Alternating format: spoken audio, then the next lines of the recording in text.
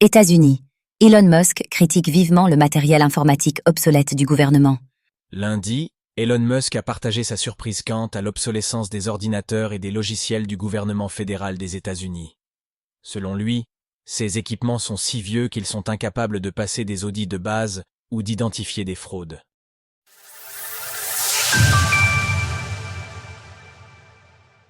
Elon Musk s'attaque à l'état du système informatique du gouvernement américain. À partir de janvier prochain, Elon Musk aura la lourde charge de faire des coupes dans le budget du gouvernement des États-Unis, au travers du Department of Government Efficiency, DOGE.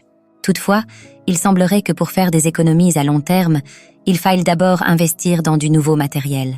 En effet, l'intéressé a critiqué l'obsolescence des ordinateurs et des logiciels du gouvernement fédéral, qui seraient ainsi dépassés qu'ils ne seraient pas en mesure de contrôler si les paiements sont légitimes ou s'il s'agit par exemple de fraude. C'est pour cela que le gouvernement ne peut pas passer des audits de base.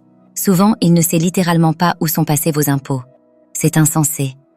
Mon poste préféré dans la nouvelle administration est consultant informatique bénévole. Il faut réparer l'infrastructure informatique pour que le gouvernement fonctionne.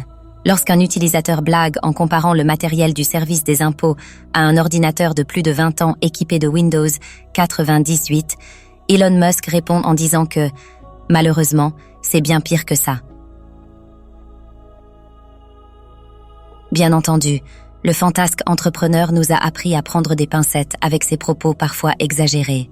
Néanmoins, si la lourdeur administrative dans la fonction publique aux États-Unis est comparable à celle de la France, où le processus décisionnel est déraisonnablement long, il pourrait y avoir là une part de vérité.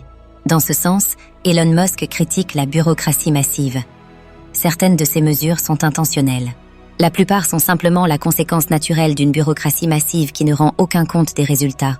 Si elles étaient en grande partie intentionnelles, elles seraient faciles à inverser. Dans sa dernière réponse aux commentaires, l'intéressé considère par ailleurs que le gouvernement paie bien trop cher pour des logiciels qui ne fonctionnent pas.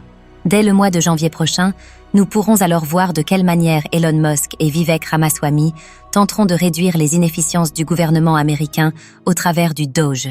Retrouvez toutes les actualités crypto sur le site cryptost.fr.